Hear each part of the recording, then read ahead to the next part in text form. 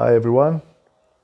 So we loaded the paperback version on Amazon, so you can buy print on demand overseas, along with the online ebook. If you're a member of Kindle Unlimited, then you will also find it there at no cost to you. I'll also be printing 50 paperback copies right here in South Africa. So just message me if you'd like a copy. We can sort out the details depending on where you are. Probably going to use the courier guy if you're not in Gauteng or if you can't get to me to get a copy. But I think I should also do like a giveaway at some point, so that'll do as well. But just remember that all proceeds will be going to the Muscular Dystrophy Foundation of South Africa until the 15th of November.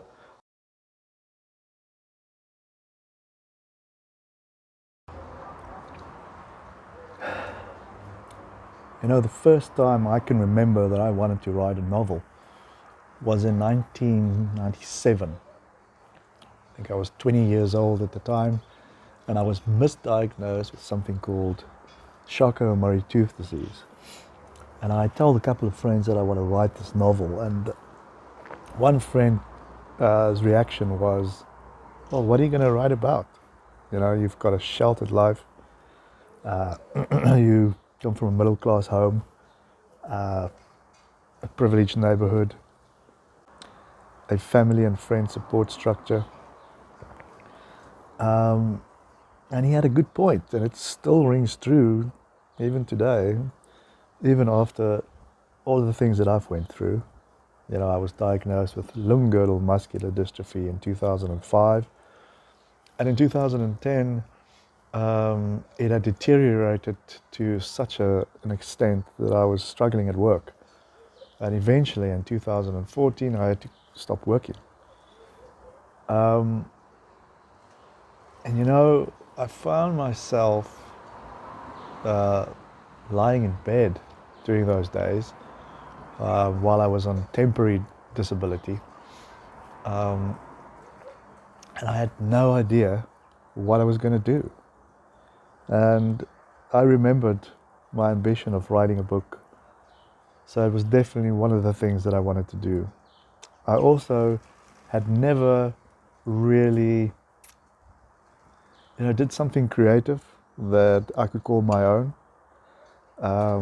When I studied law, you always, even when you wrote dissertations, you used other people's ideas, right?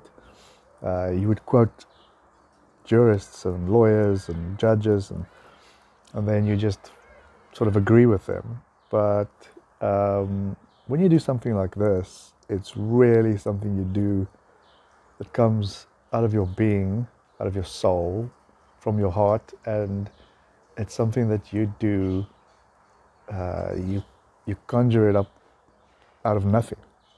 I wanted to do that. So I created this character called Alexander de Swart, and the book is not about me, it's fiction, but I used my circumstances as a template. And although many of the experiences, the physical, the mental, emotional, and also the societal experiences would be similar, right? But what I wanted to do is I wanted to explore a few rabbit holes, right?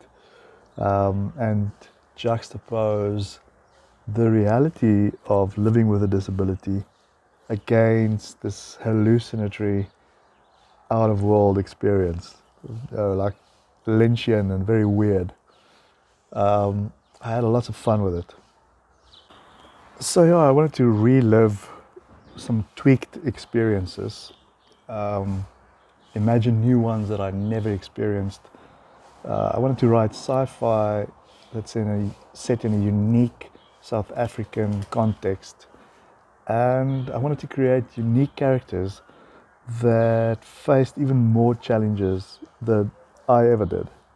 So when I was looking for themes, I came across this book called Flowers for Algernon, and it was written by an author called Daniel Keyes in 1966.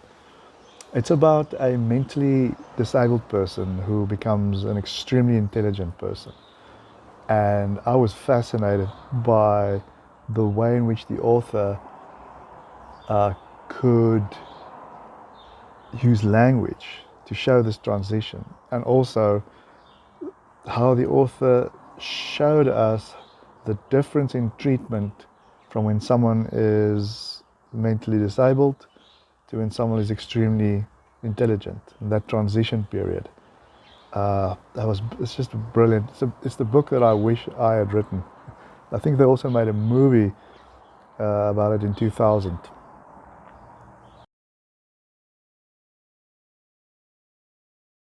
I would say it's because English has always been the language that I used from a young age to escape the norm, to get access to ideas and a way of thinking that at that time, couldn't find in Afrikaans, literature, television, anyway. And I would listen to rock and pop lyrics attentively. I would watch television shows. I would read more English books than Afrikaans books. And also, when I started uh, working, I had uh, studied in Afrikaans in university, but when I started working, everything changed to English, and I lost a lot of my Afrikaans writing ability um, during the 12 years or so that I was in the working world. So it just made sense to build on those skills, um, even though I had to completely relearn the way of writing um, that I chose.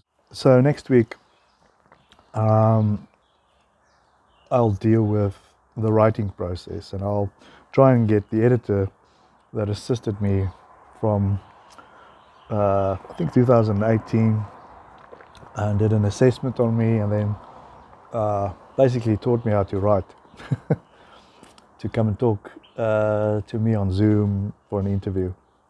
Thank you.